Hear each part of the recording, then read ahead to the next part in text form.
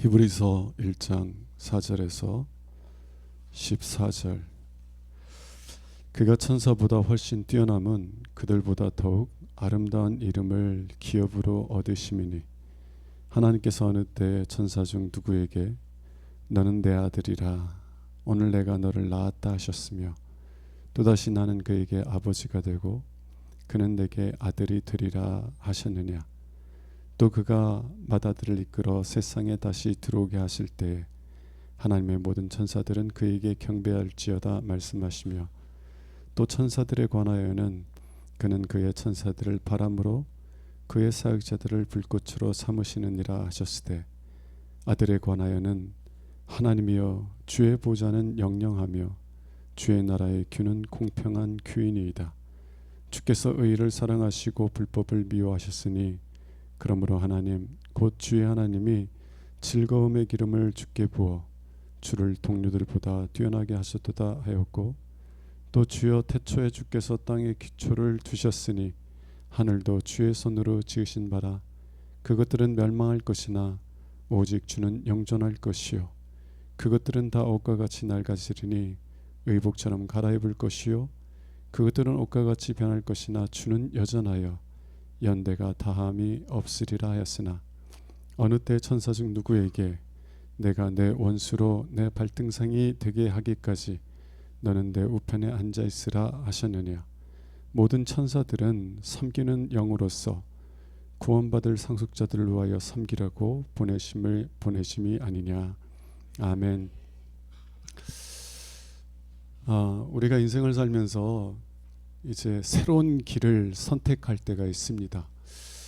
새로운 길을 선택한다는 것이 결코 쉽지 않아요. 사람들은 내가 이룩한 내가 성취한 것에 안주하길 원하지 지금까지 어렵게 성취한 것을 내려놓고 새로운 도전을 한다는 것이 쉽지가 않습니다. 젊을 때는 그렇게 할 수 있을지 모르겠어요. 근데 나이가 들면 들수록 새로운 것을 시작한다는 것을 참 별로 안 좋아해요. 왜냐하면 새로운 것을 하려면 지금까지 편안한 것들을 다 내려놓고 정말 내가 처음 경험하는 미지의 세계로 내 자신을 던져야 되기 때문에 그렇습니다. 쉬운 일이 아니니까 나이가 들수록 새로운 길을 개척해서 나가는 것을 즐겨하지 않는다는 것입니다. 근데 혹 큰 결심을 하고 새로운 길을 선택하는 것이 지금 내가 성취한 것을 누리는 것보다 훨씬 더 복되다는 깨달음 속에서 새로운 길을 선택할지라도 가끔 그럴 때가 있죠, 그죠? 나이 들어서도 내가 소년 때 꿈꿨던 꿈을 다시 한번 추구하며 살아야 되겠다라고 하면서 안정적인 직장을 내려놓고 꿈을 따라가는 분들이 가끔 있더라고요. 네, 새로운 길을 선택할 수 있는데 그런데요, 그 새로운 길을 선택하면 생각했던 꽃길만 있는 것이 아니라 가시밭길이 많이 있어요. 가시밭길을 걷다 보면 어떤 생각이 들어요? 이 길이 아닌가비요. 내가 잘못 배우자가 그렇게 하지 말라고 할 때 말 들었어야 되는데 고집 부리고 했다가 이게 이거 돌아가자니 창피하고 나가자니 이거 어렵고 이런 어려움 속에 있을 때 우리는 어떤 생각을 하게 되냐면 그래 옛날에 좋았지 부끄러워도 옛날로 돌아가자. 이 나이에 뭐 새로운 거 한다고 그냥 좀 종종 그런 얘기 하시는데 굵고 짧게가 아니라 가늘고 길게 살자 이런 마음으로 다시 옛날로 돌아가는 경우들이 있지 않나 싶습니다. 제가 왜 이런 얘기를 하냐면 히브리서를 받는 공동체 성도들이 그런 상황에 처해 있기 때문에 그렇습니다. 여러분 구약은요 다 예수 그리스도를 가리키고 있어요. 이 유대인 중에서 그러니까 이스라엘 그러니까 지금 이스라엘에 사는 유대인 중에서 예수 그리스도를 만나고 다시 구약 성경을 읽기 시작했대요. 예수를 전혀 믿지 않던 사람이고 기독교를 전혀 인정하지 않던 사람인데 이 사람에게 예수님이 나타나셔서 만나 주셨다는 거예요. 그래서 정말 내가 만난 이 예수가 하나님의 아들이고 메시아고 구원자인지를 확증하기 위해서 구약 성경을 읽기 시작했는데, 구약 성경을 읽으면서 구약 성경이 계속해서 누군가를 가리키고 있더래요. 정말 열린 마음으로 성경을 읽으니까 단순히 이스라엘 역사에 대해서 말하고 있는 것이 아니라 계속해서 누군가를 가리키고 있더라는 거예요. 그게 누구예요? 2000년 전에 이스라엘 땅에 오셨던 예수 그리스도구나. 구약은요, 예수 그리스도를 가리키는 모형이요, 그림자와 같아요. 예수님께서 오셨을 때 그 구약의 사명은 성취된 거예요. 그러면 이제 구약 성경을 자신들의 성경으로 믿고 살아가는 이 이스라엘 백성들이 이제 어떻게 돼요? 그 구약 성경이 계속해서 가리켰던 예수를 따라가야지. 그 예수를 메시아로 그리스도로 고백하며 그 예수를 따라가야지. 히브리서 성도들도요, 그렇게 예수를 만나고 예수를 따라간 거예요. 근데 예수를 따라가는 삶이 늘 편한 삶만 있어요? 늘 꽃길만 있나요? 가시밭길들이 있는 거예요. 그 가시밭길에서 어려움을 겪을 때 어떤 생각이 들어요? 그냥 유대교에 머물러 있을 걸 그랬나? 여러분, 요즘은 뭐 교회에서 혹 떠나게 되면 뭐 다른 교회 가면 되고, 뭐 감리교회에서 뭐 이렇게 오지 말라고 그러면 장로교회 가면 되고, 뭐 성결국 가면 되고, 문제가 안 되잖아요. 근데 이 성경 시대 때에는 유대교회에서 출교를 당하거나 유대교를 떠나면은요, 이스라엘 나라 자체가 유대교 사회인데 어디 가서 살아요? 유대교회에서 출교를 당하거나 유대교에서 떠나면은요, 그 마을 사람들이 유대교를 떠난 사람들 혹은 유대교에서 출교를 당한 사람들하고는 어떤 관계도 안 가져요. 만나도 인사도 안 하고요. 뭐 사러 와도 그 사람한테는 안 팔고요. 그 사람이 장사하면 그 집 가서 사지도 않아요. 생존 자체가 거의 불가능할 정도로요, 유대교를 떠난다는 것은 정말 심각한 어려움이에요. 근데 유대교 사회로부터 계속해서 핍박과 어려움을 당하고, 심지어는 나중에는요 옥에 갇히기도 하고요, 재산들 몰수당하기도 하고요, 이런 막 핍박들을 당하니까 그런 어려움들 당하면 어떤 생각이 들어요? 내가 가는 길이 진짜 맞는 건가? 왜 예수를 메시아로 믿고 따르는데 왜 이런 어려움들만 와? 옛날에 좋았는데, 이런 생각을 하게 돼요, 안 돼요? 히브리서 성도들이 그런 상태에 있기 때문에 이 히브리서를 기록한 믿음의 사람은 정신 차리라고. 그러면서 그 구약과 이 신약을 대조하고 있고요. 구약의 대제사장과 정말 우리의 참된 대제사장이신 예수 그리스도를 대조하고 있고요. 계속 대조하면서 누가 참된 그리스도이냐, 누가 참된 우리의 구원자냐, 이런 것들을 계속 대조하면서 너희가 들은 그 복음의 말씀을 굳게 붙잡고 믿음에서 떠나지 말라고 권면하는 것이 히브리서예요. 근데 4절부터는 예수님과 천사를 대조하고 있어요. 왜? 1장 4절부터 마지막 절까지, 그리고 2장에서까지 계속 천사들하고 대조하고 있다니까요. 왜 그러냐면 이 유대 교인들은요, 유대교에서 천사들의 위치가 상당히 중요하고 컸기 때문에 그렇습니다. 여러분 성경 읽다 보면 천사들이 나타나서 누구를 돕고 누구에게 뭐 메시지를 전하고 이런 일들 많이 보죠. 하나님으로부터 보냄을 받아서 그래서 성도들을, 구약의 성도들을 도왔던 천사들의 이야기를 많이 보는데, 때때로 천사들은요 우리와 같은 사람으로 나타나기도 해요. 우리가 정말 와, 저 사람 대단하다라고 느끼지 않는 평범한 사람으로 이렇게 나타나기도 합니다. 그래서 히브리서 13장 2절에서는요 손님 대접하기를 즐겨하라고 그래요. 왜냐하면 부지 중에, 알지 못하는 중에 천사를 대접한 사람들도 있다는 거예요. 그러니까 누가 좀 와서 좀 밥 좀 달라고 그러면, 좀 도와달라고 그러면 매몰차게 쫓아내지 말고 그런 분들 좀 긍휼히 여기면서 도와주라고. 아느냐고 당신이 이 부지 중에 천사를 섬겼을지 어떻게 아냐고. 천사들은요 우리와 같은 모습으로 나타나기도 해요. 어떤 분은 정말 기도 중에 하나님 왜 요즘은 나에게 나타나지 않으세요? 하나님 나에게 나타내 주세요. 그리고 그렇게 간절히 기도를 하고 했다고 그래요. 근데 그렇게 기도하는 중에 나병 환자 2명이 집에 와가지고 밥 좀 달라고. 아니 요즘 나병 환자가 밖에 돌아다녀요? 말도 안 되죠. 근데 나병 환자가 딱 보면 나병 환자라는 걸 느낄 만한 분이 2분이 나와가지고 밥 좀 달라고 한 거예요.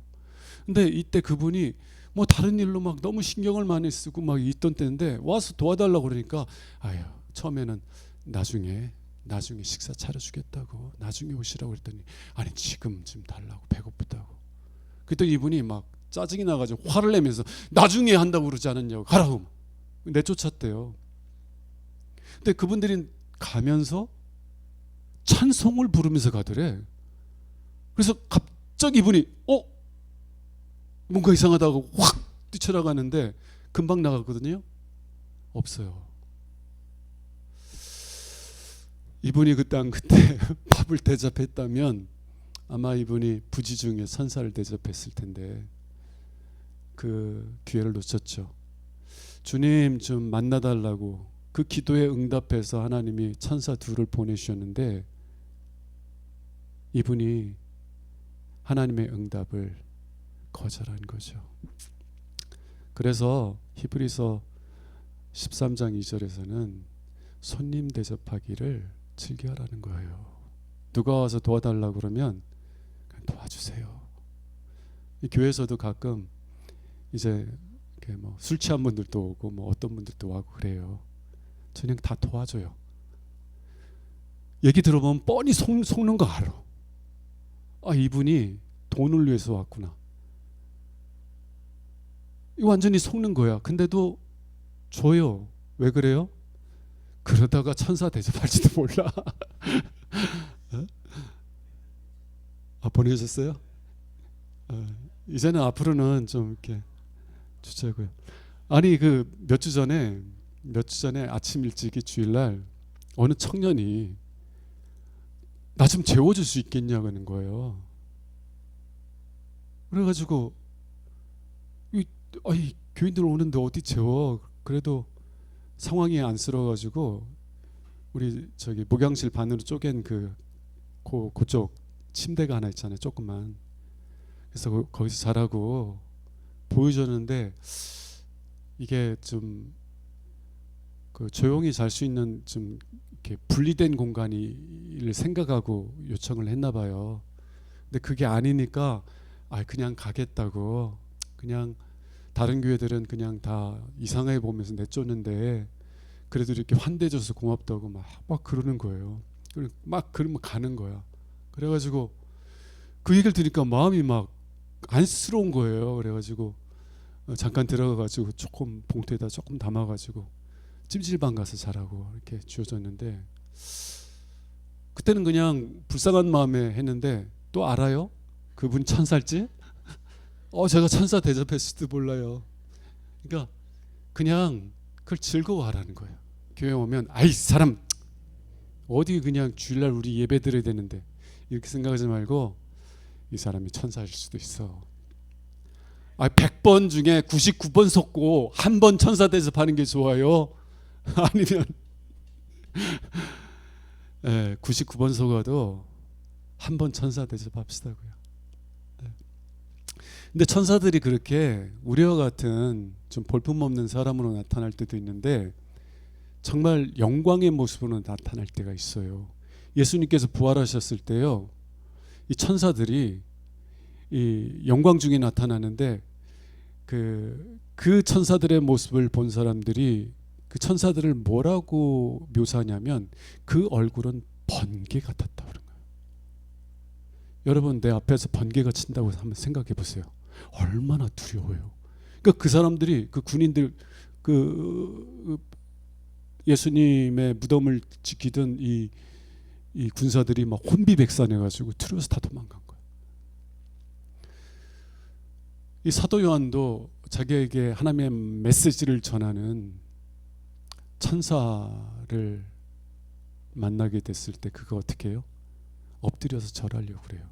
왜냐하면 그 천사의 영광이 그 영광이 너무 압도되니까. 예수님께서 사역을 시작하실 때 40일 동안 광야에서 금식하시죠. 금식 끝난 다음에 누가 수종 들었어요? 천사들이 수종 들었어요. 예수님이 겟세마네 동산에서 정말 땀방울이 핏방울이 될 정도로 기도하실 때 누가 와서 예수님을 도왔어요? 천사가 힘을 돕더라.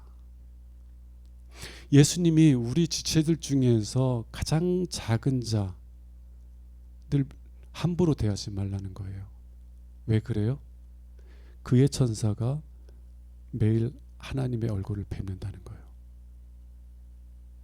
천사들은요, 우리에게 메시지를 전하기도 하고 하나님의 뜻을 깨우치기도 하고 우리를 보호하기도 하고 우리를 바른 길로 인도할, 우리를 섬기는 영들이에요.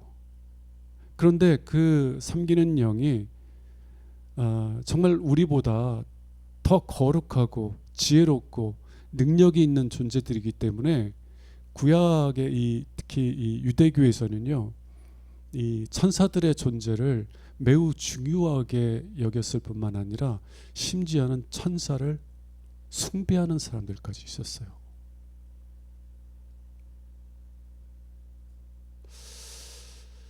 여러분, 예수 따라가는 삶이 쉽지 않으니까 옛날이 그리워져요. 그러면 어느 신앙으로 돌아가요? 옛날의 과거에 익숙한 신앙으로 돌아가는 거예요. 여러분들이, 제가 이제 종교 생활과 은혜 생활을 구분하잖아요. 여러분들이 이제 이해하실 거라고 믿어요. 설명하지 않겠습니다. 은혜 생활이 쉬워요? 예수 따라가면은요, 시기와 질투당할 때가 있어요. 야, 너만 네가 신앙생활로만 잘하는 줄 알아? 자기만 예수 잘 믿고 하나님 잘 믿는 줄 알아? 이러면서 시기 질투들이 많이 일어나요. 내가 나 자신을 드러내려는 것이 아니라 예수 드러내려고 하고 정말 순전히 예수님의 인도하심 따라 살려는 것뿐인데 사람들이요, 막 미워해요. 시기해요. 질투해요. 이런 일들이 일어나요. 예수 따라가면, 은혜 생활을 하면은요, 늘 좋은 것만이 아니라 또한 그로 인하여 박해들도 일어난다고요. 그때 어떤 생각이 들어요? 내가 괜히 예수 따라와서, 이런 생각이 들까요, 안 들까요? 그냥 옛날에 그냥 대충 신앙생활하고, 그리고 정말 사람들에게 인정받고 그렇게 살았던 삶, 내가 정말 진실하게 믿음 생활 안 해도 그래도 사람들이 날 인정해주고, 그런 삶이 그립지 않을까요? 그래서 너희들이 그리워하는 천사들에 대한 믿음들이 우리 주 예수 그리스도와 비교해서 어떠한 차이가 있는지를 보여주겠다고 말하는 거예요. 자, 말씀을 설명하기 전에 이것을 좀 적용 한번 해보겠습니다. 여러분, 천사들은 오늘 마지막 절 14절에 있는 것처럼 모든 천사들은 우리를 섬기는 영으로서 보내졌어요. 모든 천사들은 섬기는 영으로서 구원받을 상속자들, 여러분들을 섬기라고 하나님께서 보내주신 거예요. 근데 그분들을 존중하는 것은 옳죠. 그죠? 존중하는 것, 존경하는 것은 옳아요. 우리를 섬기는 분들이잖아. 우리보다 정말 이렇게 우리보다 높은 분들이에요. 그분들이. 그럼에도 불구하고 자신들을 낮춰서 우리를 섬겨요. 주님의 뜻을 따라서. 그럼 그게 존경할 만하죠. 그러나 그 존경할 만한 것이 그들을 숭배하는 것에 이르러서도 안 되고, 또 그들이 그 천사들을 너무 중요하게 여겨서, 가장 중요한 점이에요. 천사들을 중요하게 여겨서 그 천사들만 보고 그 섬기라고 천사들 보내신 우리 주 예수 그리스도를 바라보지 못한다면 그 참 불행한 일이라는 거예요. 근데 교회 안에서도 그런 일들이 많이 일어납니다. 우리는 천사들에 대해서 많이 얘기를 안 해요. 그죠? 자, 교회에 섬기라고 보낸 사람들이 있어요. 여러분 다 그렇지만 특별히 한국교회에서는 목사가 그렇잖아요. 목사가 성도들 섬기라고 보냄을 받은 자예요. 그래서 그 목사들이 진실되게 하나님의 뜻을 따라서 성도들을 잘 섬기면 성도들로부터 존중을 받아야 돼요? 안 받아야 돼요? 존중과 존경을 받을 수 있지. 그런데 간혹이라고 제가 표현하지만 하여튼 간혹이기를 원합니다. 이 성도님들이 목사만 크게 보고 그 목사가 가리키는 예수를 안 봐. 이러면 돼요, 안 돼요? 또 목사가, 성도들이 그러면 자기 옷을 찢어야 돼. 목사는 무엇을 위해서 있는 존재예요? 예수를 가리키기 위해서. 사도 바울은 뭐라고 하냐면 자기는 충매쟁이래. 성도들과 예수 그리스도를 이어주는 충매쟁이라는 거예요. 성도들이 예수를 만나면 자기는 필요 있어요, 없어요? 없어요. 목사라는 존재가 그런 거야. 지도자라는 존재가 그런 거예요. 예수 만나도록 섬기는 거고, 예수 만나면 중매쟁이는 빠져야 돼. 예수 소개하려고 왔는데 이 신부가 중매장이만 바라보고 있으면 어떡해. 근데 간혹 목사님들이 성도들이 자기를 바라보는 것을 즐기고, 그래서 성도들이 예수 그리스도를 바라보지 못하게 만드는 경우들이 있더라고요.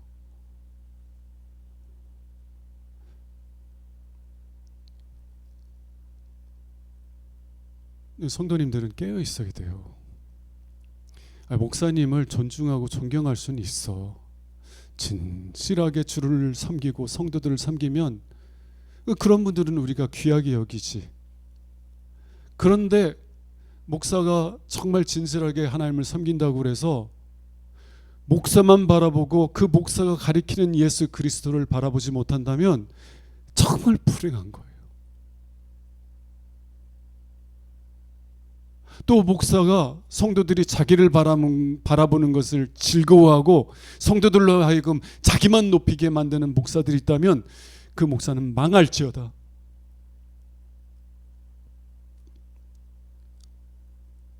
이 타락한 바위와 같은 거예요. 그거는. 오늘 히브리서에서 왜 히브리서를 누가 기록한지는 모른다고 그래요, 다들. 이 히브리서를 기록한 분이 왜 천사와 예수 그리스도를 대조하는 것으로부터 시작하느냐. 하나님께서 천사들을 섬기는 종으로 보내주셨어요. 근데 유대교에서 하나님을 안 바라보고 천사들만 바라봐.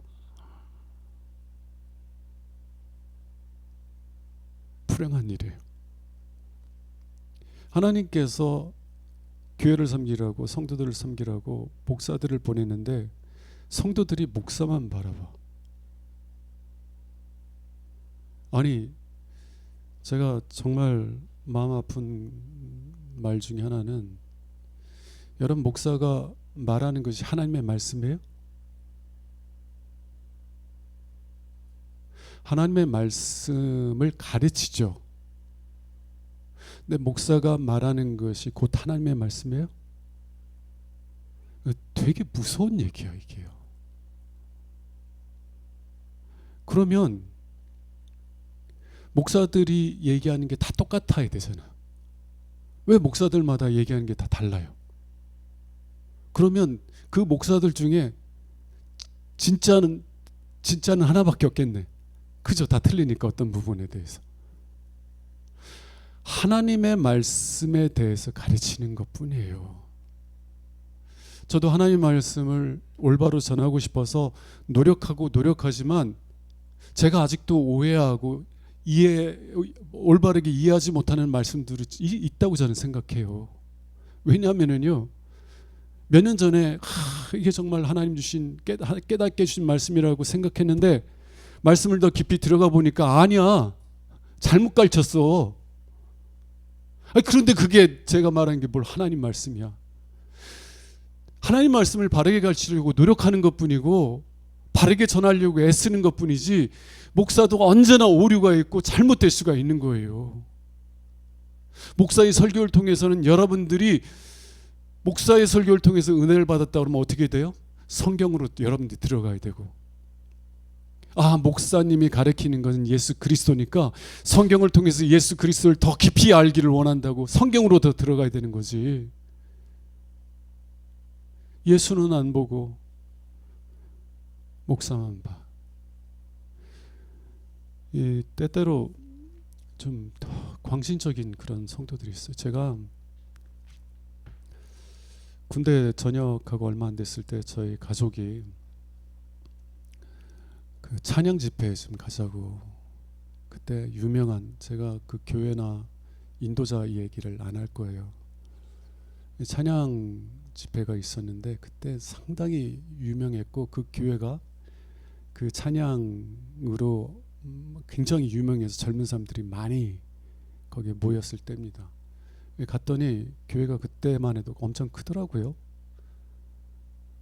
그리고 이 무대 중앙에 이제 찬양 사역자하고 이제 여자 청년들이 이렇게 드레스 같은 거 막 입고 몸 찬양 이렇게 하는데, 저는 너무 충격을 받았어요. 너무 충격을 받았어요. 왜냐하면 이 드레스를 입은 여 청년들이 마지막에 어떤 퍼포먼스로 끝내냐면, 그 사역자를 막 바라보는데 신을 바라보는 것처럼 하면서 손을 그 사역자에게 다 향해 가지고 찬양을 마치더라고요. 제가 너무 충격을 받았어요. 근데 그걸 바라보는 그 사역자가 옷을 찢어야 되는 것 아니에요? 근데 그 장면으로 딱 마무리를 하는 거예요. 그래서 이제 저한테, 여긴 아니야.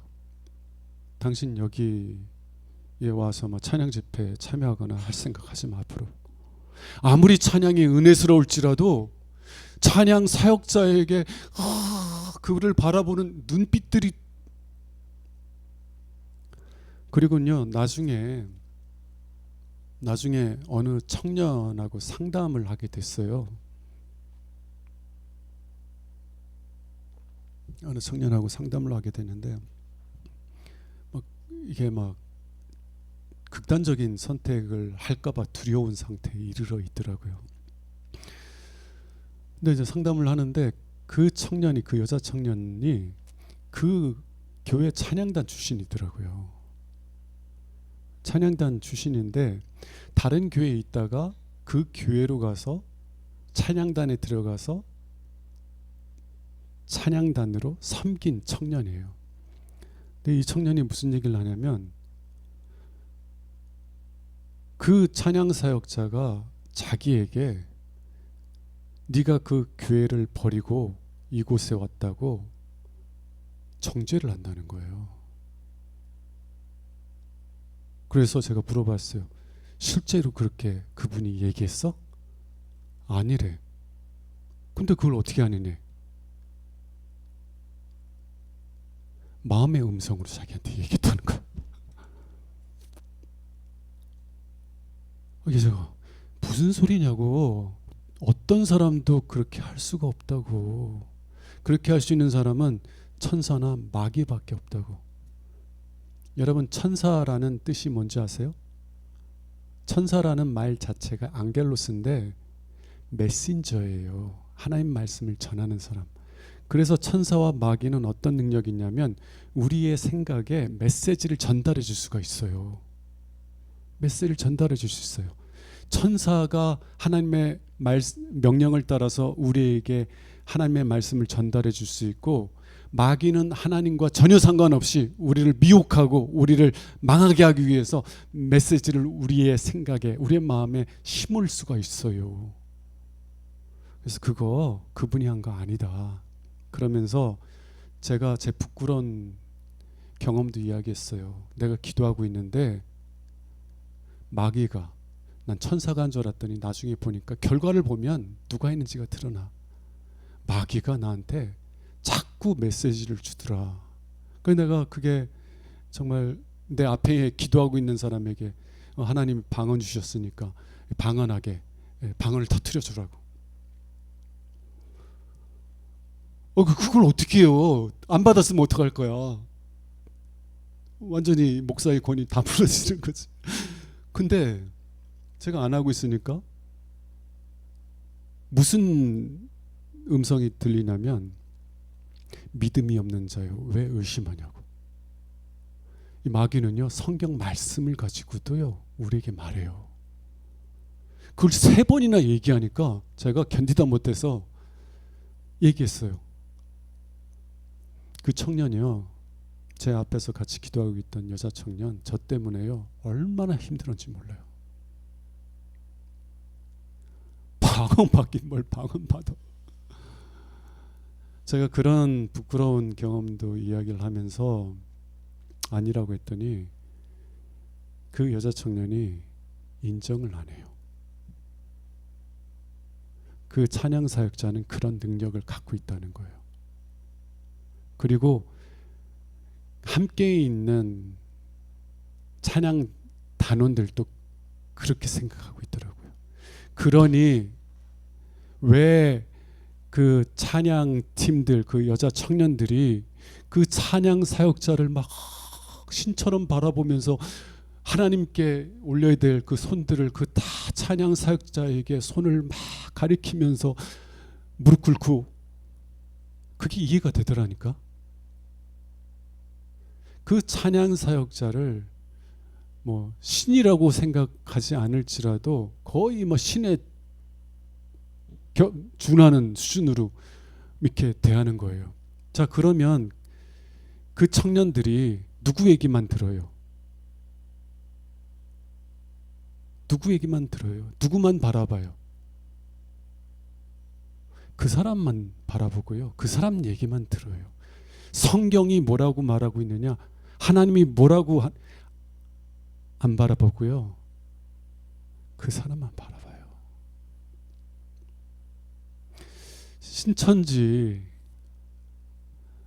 신천지에서 이만희 교주를 하나님이 마지막 때 보내신 참 예언자라고 말해요.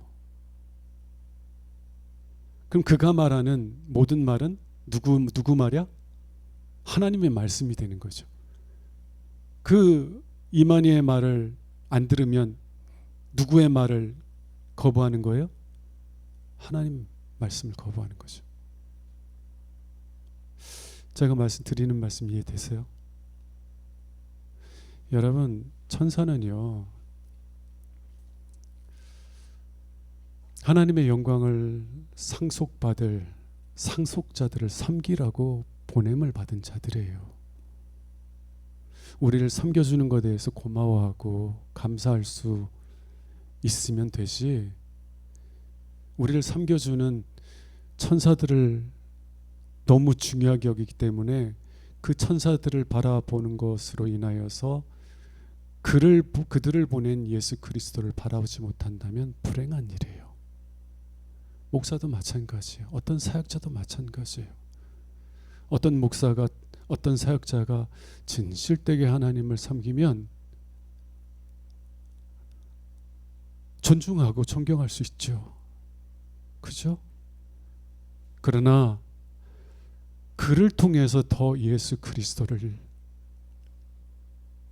더 기쁨으로 받아들이고 그를 통해서 예수 그리스도께 더 가까이 나갈 수 있어야지, 그러지 못한다면 그 사역자나 성도들이나 다 불행한 결과를 갖게 된다는 것입니다. 서론이 너무 길었어요. 너무 길었습니다. 왜 히브리서 기자가 처음부터 예수 그리스도와 천사들을 비교하고 대조하고 있느냐? 왜냐하면 유대교에서는 천사들은 중요하게 여기면서 그 천사들을 보낸 예수 그리스도는 거절하고 있기 때문에 그래요. 그런데 이제 예수를 그리스도로 믿고 따르는 사람들이 가시받기를 경험하니까 어디로 돌아가려고 그래요? 옛날 신앙, 은혜 생활이 아니라 종교 생활로 돌아가려고 한단 말이에요. 그래서 천사들과 예수 그리스도를 대조하면서 예수 그리스도가 어떠한 분이신지를 설명하려고 하는 것입니다. 오늘은 여기까지만 할게요. 다음 주에는 4절부터 좀 해나가길 원하고요. 우리가 신앙생활을 하면서 예수를 더 깊이 아는 은혜들이 있기를 원합니다. 저도 행여나 저의 모습을 통해서 예수 그리스도의 영광을 가린다면 저는 망해야 돼요. 그리고 성도님들도 제가 그러고 있는데 애통해하지 않고 어떠한 문제의식도 갖지 못한다면 여러분들도 망하고 있는 거예요. 적어도 우리 교회에서는 친정으로 예수 그리스도만이 나타나시고 예수 그리스도만이 영광 받으시는 그런 공동체가 되시기를 원합니다. 예수 그리스도에게 향하는 우리의 시선을 가로막는 것이 있다면 그것이 무엇이든지 잘라내고 끊어낼 수 있는 그런 공동체가 되시길 원해요. 목사가 그럴지라도, 누가 그럴지라도 성도들로 하여금 예수 그리스도를 바라보지 못하게 한다면 그걸 잘라내고 끊어낼 수 있어야 된다는 거예요. 왜 제가 이렇게 강조해요? 우리의 영원한 생명은 예수 그리스도를 보는 데 달려있기 때문에 그렇습니다. 이건 우리 이 땅에서 생명만이 아니라 영원한 우리의 생명이 달려있는 문제예요.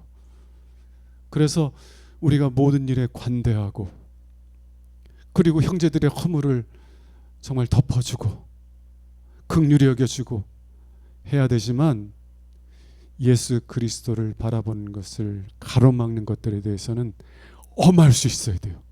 그게 목사일지라도, 그게 누구일지라도. 그래야 우리가 사는 줄로 믿습니다. 우리 찬송합시다.